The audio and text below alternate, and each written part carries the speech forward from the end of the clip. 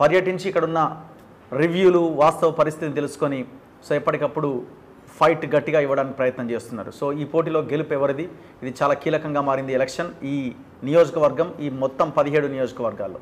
నా ముందు చల్లా వంశీచంద్ర రెడ్డి గారు ఉన్నారు, కాంగ్రెస్ పార్టీ అభ్యర్థి. నమస్తే వంశీచంద్ర రెడ్డి గారు. నమస్తే. సో కాన్ఫిడెంట్గానే ఉన్నారా? ఫైట్ చాలా టఫ్గా ఉన్నట్టుంది కదా? సరే, అది మీ పర్సెప్షన్, అంతేనా? మా కార్యకర్త చాలా ఈజీ ఉన్నదా? మా కార్యకర్తల బలం ఏందో నాకు తెలుసు.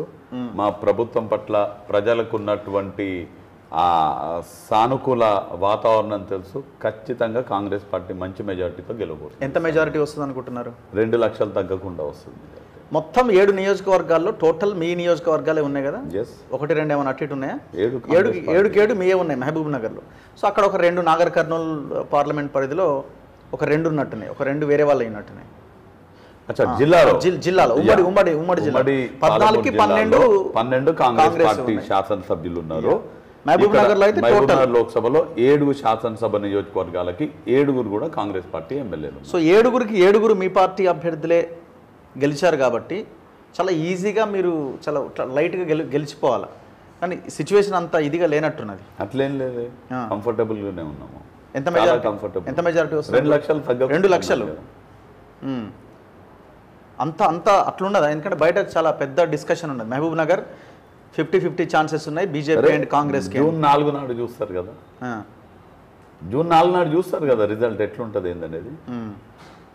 భారతీయ జనతా పార్టీ ఎందుకు వేస్తారు ఓట్లు? ఏం చేసిందని ఓట్లు వేస్తారు.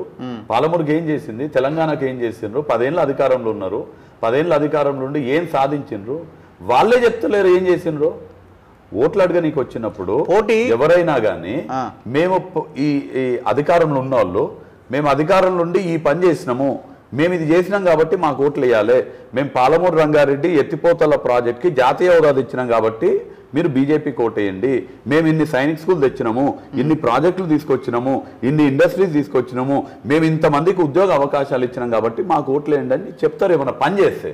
ఇప్పుడు జనాలు ఎట్లా చూస్తున్నారు? కాంగ్రెస్ వర్సెస్ బీజేపీగా ఫైట్ చూస్తున్నారా, డీకే అరుణ వర్సెస్ వంశీచంద్ర రెడ్డిగా ఫైట్ చూస్తున్నారా? అంటే ఏ యాంగిల్లో నడుస్తున్నది ఎలక్షన్ పోటీ? ఎన్నిక ఇప్పుడు పాలమూరు అభివృద్ధికి నయవంచనకి మధ్యన జరుగుతున్నటువంటి ఎన్నిక. నా దృష్టిలో ఈ ఎన్నిక 2 వ్యక్తుల మధ్యనో 2 పార్టీల మధ్యనో జరుగుతున్నటువంటి ఎన్నిక కాదు. పాలమూరు అభివృద్ధి కోసం జరుగుతున్నటువంటి ఎన్నిక ఈ ఎన్నిక. పాలమూరు భవిష్యత్తు కోసం జరుగుతున్నటువంటి ఎన్నిక ఈ ఎన్నిక. 10 ఏళ్ళు రాష్ట్రంలో బీఆర్ఎస్, కేంద్రంలో బీజేపీ ప్రభుత్వం పాలమూరుని పూర్తిగా నిర్లక్ష్యం చేసింది.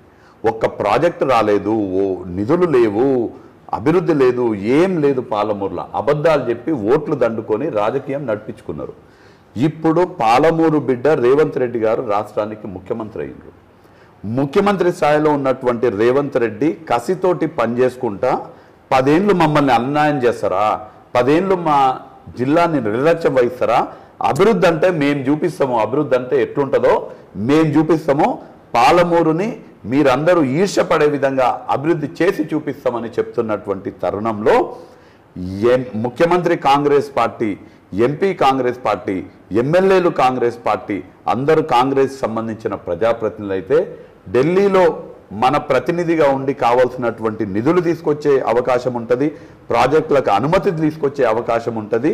ఖచ్చితంగా పాలమూరులో జరిగేటువంటి ఎన్నిక పాలమూరు భవిష్యత్తు తరాలకు సంబంధించిన